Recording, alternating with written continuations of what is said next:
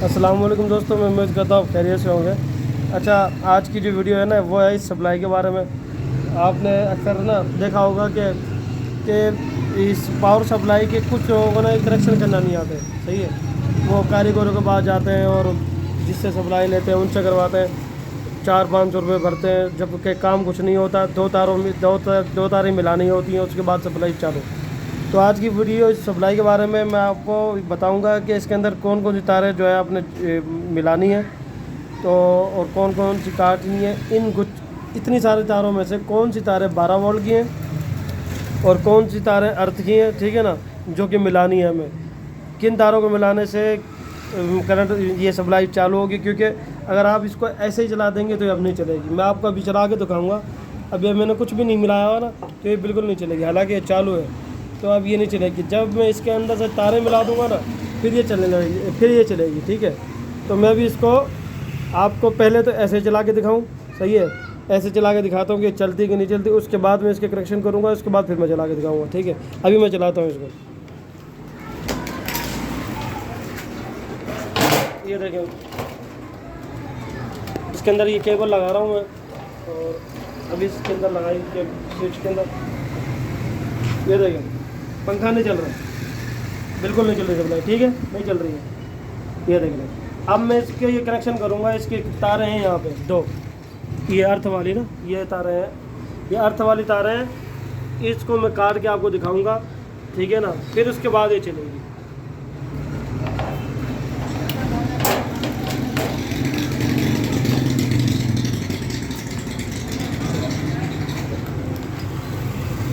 अच्छा देखें, सबसे पहले मैं आपको बताऊँ, इसके अंदर ना ये ग्रीन और ये साथ जो है नज़र आ रही है, ये दोनों हम मिला देंगे। ये दोनों अर्थ की हैं, ये ग्रीन तार और ये मतलब ये ब्लैक होती है, लेकिन इसके अंदर ये दूसरा कलर इसका दिया हुआ है। इन दो तारों को हम मिलाएंगे तो ये सप्लाई ऑटोमेटिक चलने लग जाएगी। सही है, ये इनको हम छीलेंगे, छील के इसको मिला देंगे तो ये ऑटोमेटिक चलने लग जाएगी। लेकिन अभी सिर्फ ये चलेगी, करंट नहीं देगी। करंट के लिए इसकी तारें और हैं जिसके अंदर से 12 वाट आता है, क्योंकि इस सप्लाई के अंदर हर तार का अलग वोल्टेज है।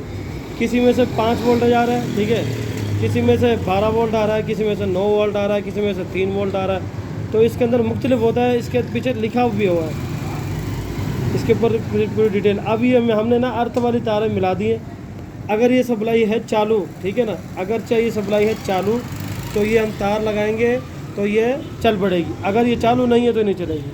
तो मैं अपने तार लगाता हूँ, अब फिर दोबारा इसको चला के दिखाता हूँ।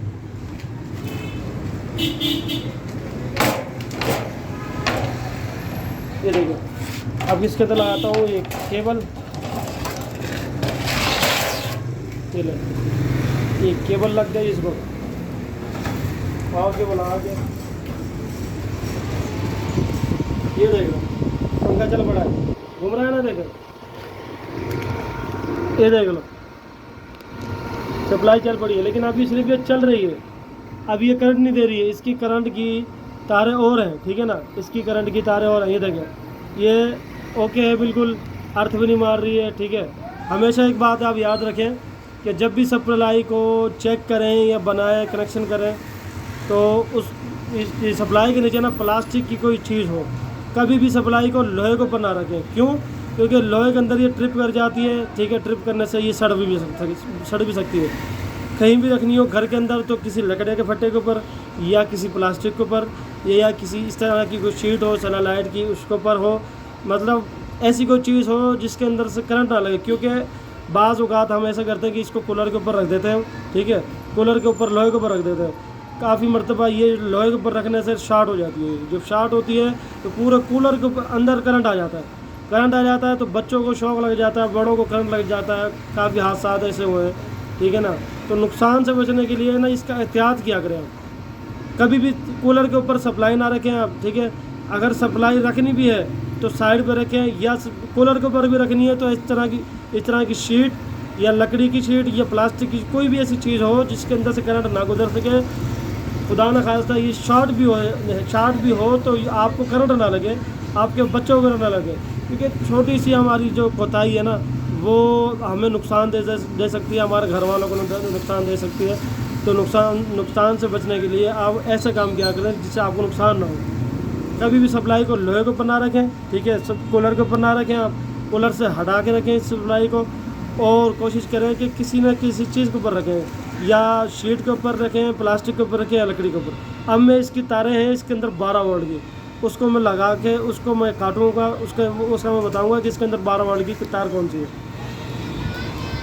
12 वोल्ट की तार ये होती है, ये वाली, ये देखना, ये तार है 12 वोल्ट की। इसकी निशानी यही है कि 2 इसके अंदर रेड है, 2 इसके अंदर ब्लैक है, सही है। जो ये रेड वाली है इसको काट के हम आपस में ज्वाइन कर देंगे, ब्लैक वाली को काट के इसको भी हम आपस में ज्वाइन कर देंगे। दोनों ब्लैक को और दोनों रेड को, इनको काट के आपस में ज्वाइन करेंगे। उसके बाद हम, क्योंकि ये 12 वोल्ट है, तो फिर इसके अंदर हम कूलर लगाएंगे या कोई मोटर लगाएंगे 12 वोल्ट की, या कोई भी पंखा लगाएंगे 12 वोल्ट का, तो ये ऑटोमेटिक चल पड़ेगा, ठीक है। अभी हम इसको काटते हैं, फिर इसके साथ मैं आपको कूलर भी चला, इसको छोटा पंखा चला के दिखाऊंगा। पहले इसको बंद कर लें, एहतियात है, अच्छी बात है।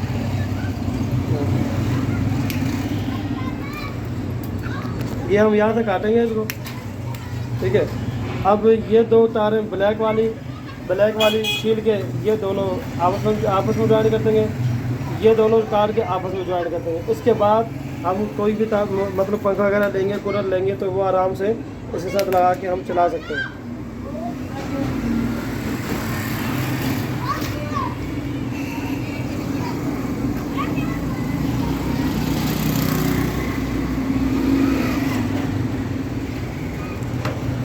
देखिए रेड वाली छिल गई है, तो ये दोनों आपस में ज्वाइन कर लेंगे। अब ब्लैक वाली छील लेंगे,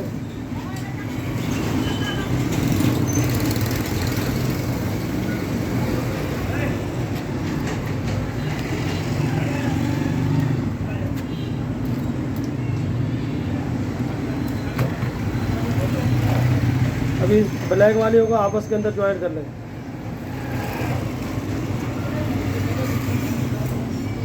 अब ये 12 वोल्ट हो गया तैयार, ठीक है ना। अभी इन तारों के अंदर से 12 वोल्ट करंट निकलता है। अभी मैं एक बात और आपको बताऊंगा, पहले आपको मैं चेक करवाऊं कि ये करंट दे भी रहा है कि नहीं। इस पर ये तार ये स्विच में लगाएंगे हम पहले, तो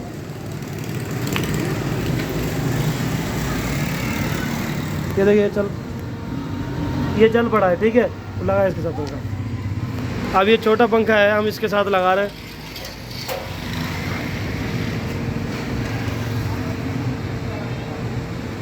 ये देखें, ये चल पड़ा है, ये देख लें, ये चल रहा है। इसके साथ हम कूलर लगाएं, कोई भी 12 वोल्ट का पंखा लगाए चलेगा, ठीक है। लेकिन एक बात हो जाए, एक आपको बात मैं बता दूं, एक और, ठीक है, छोड़ दे। एक और बात मेरी आप सुने। अब जैसे सप्लाई चल रही है, बाज़ औक़ात ऐसा होता है कि ये जो तारें हैं ना 12 वोल्ट की आपस में मिल जाती हैं, ये वाली ना, ये जिससे पंखा बंद हो जाता है। तो काफ़ी लोगों को पता नहीं होता, वो सोचते हैं कि यार ये सप्लाई सड़ गई है, ठीक है, तो वो बेच आते हैं कबाड़ी को, कुछ किसी और को भी। लेकिन मैं आपको बता दूं कि इनके मिलने से कभी भी सप्लाई नहीं सड़ेगी। हाँ, इनको आप मिलाएंगे, ट्रिप कर जाएगी, बंद हो जाएगी। तो अभी मैं आपको ये मिला के चेक करवाऊँगा, ये ट्रिप कर जाएगी, बंद हो जाएगी, ऐसा लगेगा सड़ गई है, लेकिन ये सड़ती नहीं है। अगर ये काम कभी आपके साथ हो जाए, ये दोनों तारें आपस में मिल जाए और आपकी सप्लाई हो जाए बंद, तो आपने करना क्या है, आप बिल्कुल आपको घबराएं, क्योंकि ये सड़ी नहीं है, ठीक है। आपने करना ये है कि ये जो ऊपर ये केबल लगी हुई है लगी रहे, इससे इन तारों से, क्योंकि ये जो अर्थ किया ना, इसको आप पकड़ लोगे, इससे आपको कोई करने लगने वाला नहीं है। लेकिन आपने करना क्या है, अब देखें मैं इसके साथ मिला रहा है, बंद हो जाएगी, ये बंद हो गई है, देख लें, बंद हो गया कूलर, ये सप्लाई बंद हो गई है। समटाइम लोगों की ये मिल जाती है, ये बंद हो जाता है, लोग समझते हैं सड़ गई है, अब ये चलेगी नहीं, ठीक है। अभी मैं आपको इसको दोबारा चला के दिखाऊंगा। इसका हाल ये है कि ये जो हमने अर्थ की जो तारें मिलाई थी ना, यहाँ पे ये अर्थ की तारें, इनको हम खोलेंगे, दोबारा इसको मिला देंगे। अभी देख रहे हैं हम, ये स्विच लगा हुआ है सब कुछ, ये लड़का खोल रहा है और ये मिला दिया दोबारा, ये देखें फिर चल पड़ी है, ठीक है ना। करना क्या है, अगर ये देखें, मैं दोबारा आपको करके दिखाऊँ,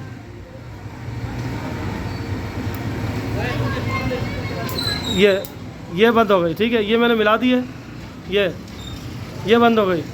स्विच भी लगा हुआ है ऊपर, मैंने स्विच बंद नहीं किया है, स्विच लगा हुआ है। लेकिन अब क्या करना है, ऐसा कभी हो जाए तो ये अर्थ की तार दोबारा खोलनी है।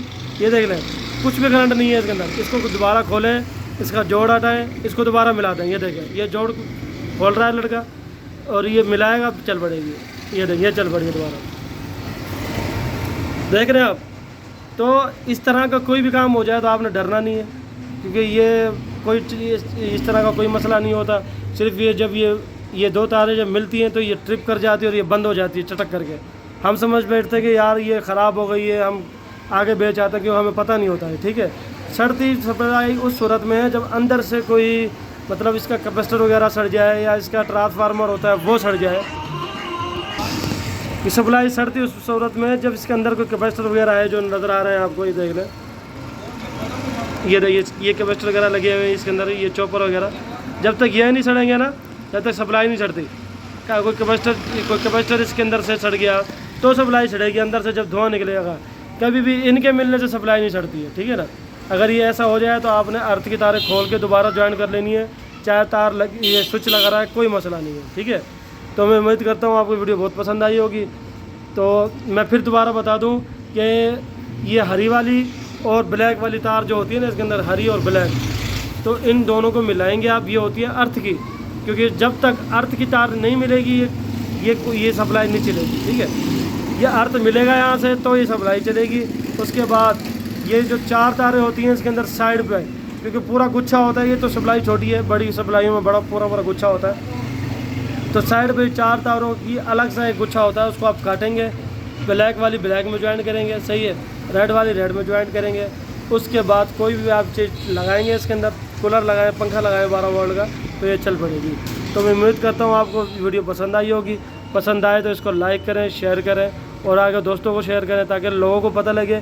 क्योंकि जिन लोगों को नहीं पता उनको पता लगे और वो इस काम को सीख सकें, ताकि आपको कोई दुआ दे, ठीक है। उम्मीद करता हूँ वीडियो पसंद आई होगी। पसंद आए तो इसको लाइक करें और आगे शेयर करें। शुक्रिया।